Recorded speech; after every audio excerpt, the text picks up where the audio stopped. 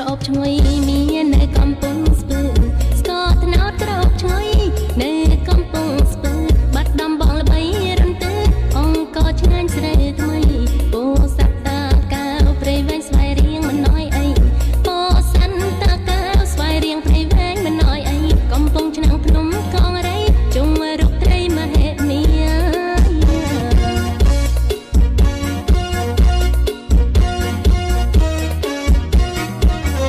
កំពង់សោមកំព